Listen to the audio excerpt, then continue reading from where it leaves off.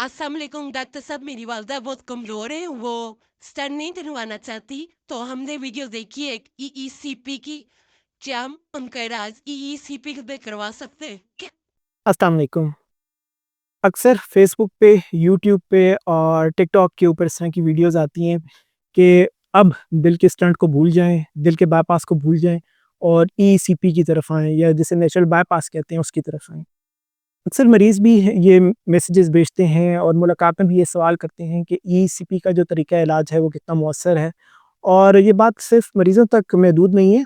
अक्सर डॉक्टर्स भी हमें इस बात के ऊपर मैसेजेस करते हैं और पूछते हैं हमसे कि ईसीपी तरीका इलाज कितना अफ़ादियत का हामिल है और मरीज़ को कितना फ़ायदा देता है। ईसीपी एक ऐसा तरीका इलाज है जिसके बीच में कार्डियोलॉजिस्ट जैसे जो लोग हैं, वो भी तक़सीम नज़र आते हैं। एक ग्रुप तो ऐसा है जो कि इसका बहुत हामी है, जो कि कहता है कि ईसीपी हर मरीज़ को करानी चाहिए, उसको फ़ायदा होगा।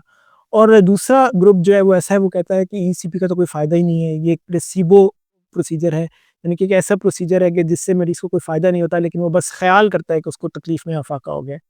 तो हकीकत जो है वो इन दोनों से बिल्कुल मुख्तलिफ है। हकीकत जो है वो एक दरमियानी रास्ता लेती है और वो दरमियानी रास्ता क्या है कि अगर मरीज़ का सही चुनाव होगा, तो मरीज़ को फ़ायदा होगा और अगर मरीज़ का सही चुनाव नहीं होगा, तो उसको कोई फ़ायदा नहीं होगा।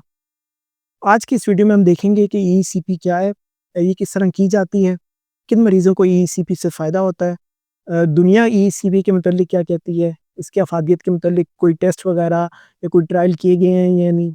फिर हम देखेंगे कि किन लोगों को ईसीपी ऑफ़र नहीं की जाती है या कर नहीं सकते हैं और फिर हम इस पे ये भी देखेंगे कि आपका मरीज़ खुदा न ख़ास्ता अगर है, तो उसको आप ईसीपी करवाएँ या ना करवाएँ। तो सबसे पहले बात करते हैं कि ईसीपी है क्या? ईईसीपी 4 अल्फ़ाज़ का मुख़फ़्फ़फ़ है, यानी कि एनहांस्ड एक्सटर्नल काउंटर पल्सेशंस। अब दिल इस तरह काम करता है, दिल के 2 फ़ेज़ेज़ होते हैं। पहले फ़ेज़ के बीच में दिल कॉन्ट्रैक्ट करता है, यानी कि दिल सिकुड़ता है और उसकी वजह से जो खून होता है दिल में वो निकल के बड़ी शरेआन एओर्टा के ज़रिए जिस्म के बाकी सारे हिस्सों को पहुँचता है। अब इस दौरान बाकी सारे जिस्म को तो खून पहुँचता है, लेकिन क्योंकि दिल खुद सिकुड़ रहा होता है, तो इसकी जो अपनी अंदर की नालियाँ हैं, वो भी सिकुड़ गई होती हैं। तो दिल को इस लम्हे के ऊपर खून की फराहमी नहीं होती है। दिल को खून की फराहमी तब होती है जब दिल रिलैक्स करता है। जो ही दिल रिलैक्स करता है, ये शरेआनें तंग हो गई हुई हैं, ये शरेआनें दोबारा खुल जाती हैं और इनके ज़रिए दिल है उसको खून मिलना शुरू हो जाता है। जो पहला फ़ेज़ है सिकुड़ने का, उसे हम सिस्टोली का नाम देते हैं और जो दूसरा फ़ेज़ है, वो है डायस्टोली, यानी कि जिस दौरान दिल है रिलैक्स करता है। अब आप खुद इमेजिन करें, आप खुद ये बात सोचें कि पूरे जिस्म को खून उस टाइम के ऊपर जा रहा है जब दिल सिस्टोली में है, लेकिन दिल को खुद खून कब जा रहा है? जब दिल डायस्टोली के बीच में है। अब ईसीपी में होता ये है कि बीपी कफ जिस तरह बाजू पे बाँधा जाता है बीपी देखने के लिए, वैसे ही कफ आपकी टाँगों के ऊपर और कूल्हे के ऊपर बाँध दिए जाते हैं। फिर उसको मशीन के साथ अटैच करके ईसीजी मशीन के साथ कनेक्ट किया जाता है। अब ईसीजी मशीन ये देखती है कि कहाँ पे एक ख़ास वेव आर वेव आती है। आर वेव के आने का मतलब ये होता है कि अब जो दिल है वो सिकुड़ना शुरू हो गया है। उस टाइम के ऊपर ये कफ बंद रहते हैं। यूँ ही ये क्यूआरएस कॉम्प्लेक्स खत्म होता है, टी वेव खत्म होती है, तो उस टाइम के ऊपर जो दिल है वो फिर डायस्टोली फ़ेज़ में चला जाता है। और ये मशीन उसी ईसीजी की मदद से ये पढ़ती है कि अब दिल जो है वो डायस्टोली के फ़ेज़ में चला गया है। तो जो ही दिल डायस्टोली के फ़ेज़ में जाता है, जब दिल की शरानें खुल गई हैं, उस दौरान ये टाँगों के जो बीपी कफ है, ये एकदम अपने अंदर प्रेशर बढ़ लेते हैं। उनका प्रेशर 250 से 300 मिलीमीटर ऑफ मर्करी तक चला जाता है। उससे क्या होता है कि जो टाँगों के बीच में खून है, वो टाँगों से निकलता है और वो ऊपर की तरफ आता है, यानी कि एओर्टा के ज़रिए वापस दिल की तरफ आता है। तो आप खुद सोचें कि जब डायस्टोली के दौरान टाँगों के बीच में प्रेशर बढ़ गया और उधर से खून जो है वो पीछे की तरफ आया, तो वो खून कहाँ पे जाएगा? बिल्कुल, दिल की शरेयानों के बीच में जाएगा। तो जो तंग शरेयानें हैं, इससे वो ज़्यादा खुल जाएँगी। तो इसी तरह जो ईसीपी है, वो डायस्टोली के दौरान प्रेशर बढ़ा के जो दिल को खून की सप्लाई है, उसको बढ़ा देते हैं। और सिर्फ़ ये शरेयानों को खोलती नहीं है, बल्कि इसके साथ-साथ तहकीक ये बात ज़ाहिर करती है कि नई शरेयानों को पैदा भी करती है। यानी कि इस प्रोसेस को हम साइंसी या तिब्बी इस्तिलाह में एंजियोजेनेसिस कहते हैं। ये बिल्कुल ऐसे ही है, जैसे हम बायपास के बीच में कहीं और से शरेयान ला के उस बंद शरेयान के ऊपर लगा देते हैं। तो इसीलिए इसको नेचुरल बायपास का नाम दिया जाता है और जो एथलीट्स होते हैं उनके बीच में भी दिल की शरेयानें इसी तरह ग्रो करती हैं कि वो छोटी-छोटी शरेयानें डायस्टोली के बीच में प्रेशर ज़्यादा होने की वजह से बनाना शुरू करती हैं और इस तरह जो ईईसीपी का इलाज है, वो दिल की शरेयानों को बढ़ाता है, उनके साइज़ को भी बढ़ाता है और नई शरेयानों का जन्म भी करवाता है और इसकी वजह से जो पुरानी शरेयानें जो कि तंगी में चली गई होती हैं, वो खुलती भी हैं और नई शरेयानें भी जन्म लेती हैं। अब बात करते हैं कि ईईसीपी का इलाज किन मरीज़ों में किया जा सकता है। तो पहली बात तो ये कि ईसीपी का इलाज उन मरीज़ों के लिए है जिनको छाती का दर्द यानी एंजाइना रहता हो और ये एंजाइना काफ़ी अरसे से रह रहा हो। ईसीपी का इलाज उन लोगों को ऑफ़र नहीं किया जा सकता जिनको अभी-अभी दिल का अटैक हो रहा हो या बिल्कुल रिसेंटली दिल का अटैक हुआ हो। ईसीपी का इलाज सिर्फ़ उस सूरत हाल में बेहतर रहता है कि अगर इसमें मरीज़ की जो सिलेक्शन है कि उसको ईसीपी करवानी चाहिए या नहीं करवानी चाहिए, वो दुरुस्त अंदाज़ में की जाए। अब कौन से मरीज़ हैं जो कि ईसीपी के क्राइटेरिया के ऊपर पूरा उतरते हैं? तो इसमें वो मरीज़ जिनको आप दिल के दर्द के लिए, एंजाइना के लिए दवाइयाँ दे रहे हो और वो जितनी मैक्सिमम क्वांटिटी में ज़्यादा से ज़्यादा मिकदार में जो एंजाइना की दवाइयाँ हैं वो ले रहे हो, लेकिन फिर भी उनको एंजाइना में कोई फ़र्क ना आ रहा हो और इसके साथ-साथ उनको स्टेंट ना डल सकते हो और दिल का बायपास ना हो सकता हो।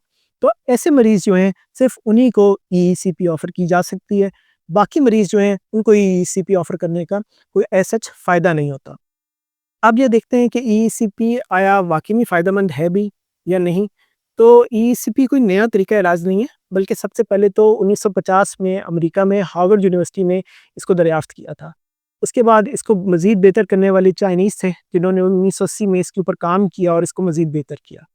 और फिर उसके बाद 1995 में एफडीए जो कि दुनिया का सबसे बड़ा इदारा है किसी भी दवाई को या प्रोसीजर को अप्रूव करने के लिए कि वो आया किसी बीमारी में फ़ायदा देते हैं या नहीं, उसने इस तरीक़े इलाज को तो 1995 में एक्सेप्ट कर लिया था कि तभी से ये ऐसे मरीज़ों को जिनको क्रोनिक एंजाइना है यानी कि पुराना एंजाइना है, उसके बीच में मरीज़ों को फ़ायदा देता है।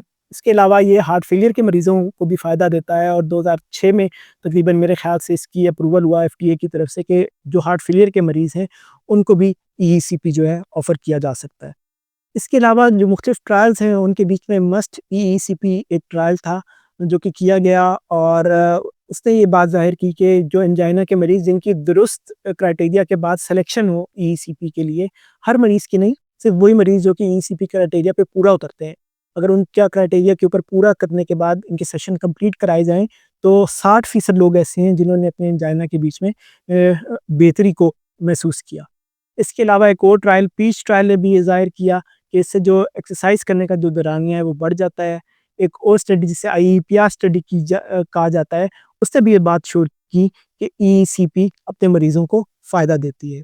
इसके अलावा अमेरिका जैसे मुल्क में सेंटर हैं जो कि ईसीपी को ऑफ़र करते हैं।